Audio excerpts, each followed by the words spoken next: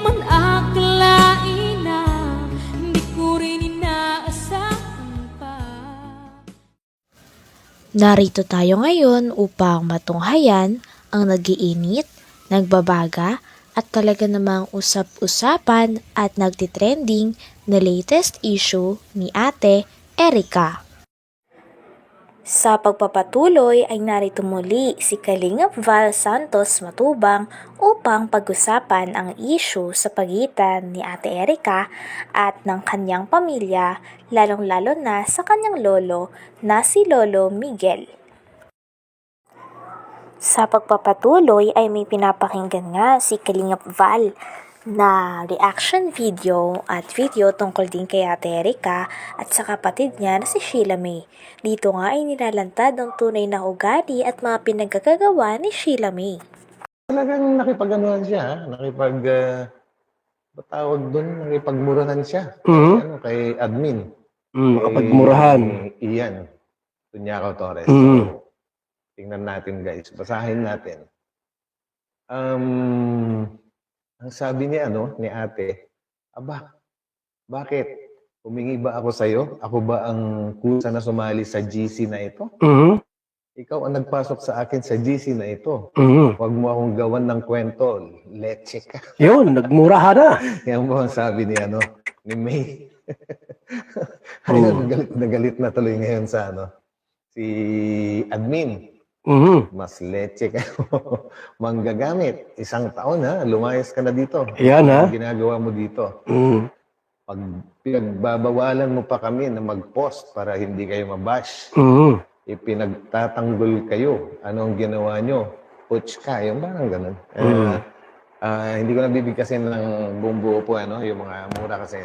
Wag na. Kapanood na, mga bata, hindi naman. May mga bata ang nanonood sa atin. So yan, basahin nyo na lang po at ipopost ko. So, umpisahan natin sa pinag-umpisahan. Ayan, ito. Si May Surita, umasya pa siya na magkakapera sa amin. Kaya hindi siya lumalabas sa GC. So yun, guys. Talagang pinalalayas na nila. Pero ayaw pang umalis sa group chat nila. Nako. Kahit alam na niya, hindi na siya part ng plan namin. Halatang mukhang pera. Ayaw pang umalis. Halatang mukhang pera lang. Tama ang sinabi ng Kalingap. Yan.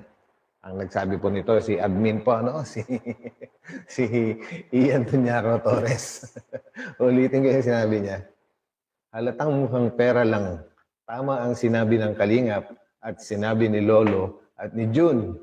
Jun, yung unang Jun E. ko sa kanila, Si Jun Wonder ba yun, guys? Ayan, tuloy natin. Ginamit nila ang mga tao. Kaya ingat po kayo sa kagustuhan namin na tumulong. Kaso naawa kami. Kasi naawa kami. Gawain na pala nila talaga. Dadalhin niyo yan hanggat maputulan kayo ng hininga. Dito nga ay naikwento din na pasalamat nga daw talaga si Sheila May at si Ate Erica na hindi daw sila napagsalitaan ng Kalingap, lalong-lalo na ni Kalingap Rab noong mga panahon na umalis sila sa Kalingap at niloko nila ang Kalingap. Buti na lang daw talaga ay mabait at maintindihin at may respeto pa rin si Kalingap Rab. Kapal nila. Di na nahiya.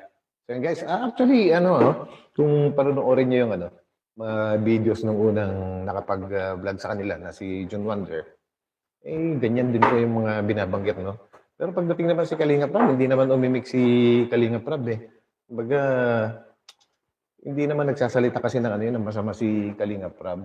Kumbaga, may mga may mga chismosa na nagpapasama sa Kalingap po, ginagawa nila ng dahilan kung bakit umalis si Miss E.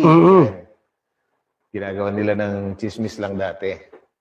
Pero yung pala, napatunayan ngayon ng e-lovers na talagang manggagamit itong mga ito. Ayan sinabi nyo na yan Sa ibang grupo.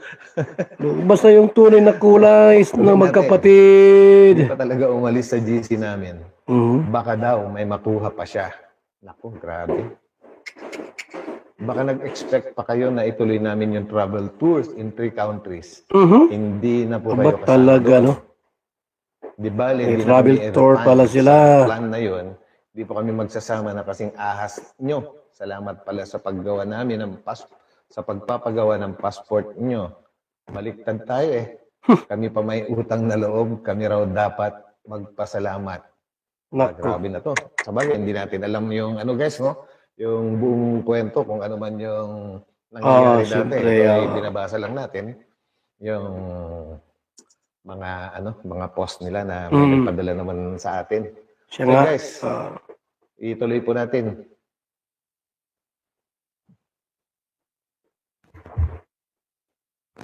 Ayan. At tawa ng tawa si Ian. Ako pa ang ileche mo. Mhm. Nakatikim ka ng fruits sa akin. Lumabas din ang ugali mo. Ayan. Yan na. Si May. Away na po sila, no? Sila na may kasalanan, sila pa ang matapang. Mm. Ano pa nga ba? Palalabasin natin ang ugali niya. Mhm. Talagang ganyan siya magsalita. Tapos sa bandang huli, nagpapabiktim na siya. Mhm. So, Talaga, no? natatawa talaga ako guys kasi matindi yung yung pagmamalasakit na. Ang issue nga na ito ay na-involve talaga si Ate Erika at ang kanyang kapatid na si Sheila May dahil sa mga ginawa nila at pagkalimot nila sa kanilang pamilya, lalong-lalo na sa lolo at lola nila na nagpalaki sa kanila. Ngunit isa pa sa nadawit din sa issue na ito ay ang sarili nilang nanay. Talagang may kinalaman din pala ang mama nila Ate Erika at ni Sheila May sa mga desisyon at pinagkagagawa nila sa buhay nila. Sinabi nga ni Lolo Miguel nakaraan na konsentidor daw ang mama nila. Pwes na. Yung magkapatid talaga yung Salarin. masama. Yan na. So, Ha? guys, tuloy natin. What you see is what you get. Tawa na lang ang ibang admin na nagbabasa. Mm. Defensive kung di lang nagka-leche-leche, walang tapos ang plano. Sige, marami akong ebidensya sa pagka walang hiya nyo, mag-ina. Oh, bakit mag-ina? Mm. Di ba magkapatid yun?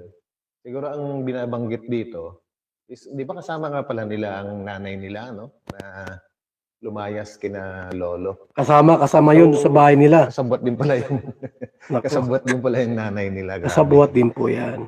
At naka-block na. Ayan, kumbaga, hindi na natin ma-open yung Seymour kasi screenshot lang po ito. No? Mm. Siguro ang ibig sabihin ni Ian dito, Ian Tunyacao Torres, ay blinak na sila. Mhm. Blinak na sila ng magkapatid. Kaya, ayan na. Wala na. Grabe mga, grabe yung mga pangyayari. Grabe talaga. Sabi naman ulit ni Miss Ian, no? Ngayon, naniniwala na ako sa lolo nila at sa Kalinga. Ayun, ha? Kasi aim nilang tumulong, Mhm. tapos tinalikuran sila ni Erika. Siya nga. At sa lolo at tita niya, hindi nagsisinungaling kasi sila ang mas nakakakilala sa kanya. Yun. Totoo naman yun.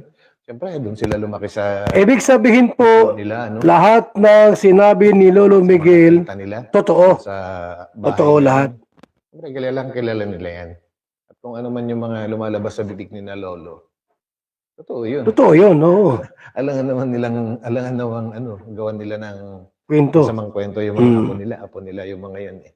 Tama. Saka ang kinasasama kasi ng loob ni lolo dati is yung hindi man lang sila dumalaw sa hospital, no? Nung hospital ngayong lola nila, bagkos. Nung pag-uwi ng lolo nila sa bahay na yun, hindi niya ina-expect na wala na yung dalawang apon niya na yun, lumayas na.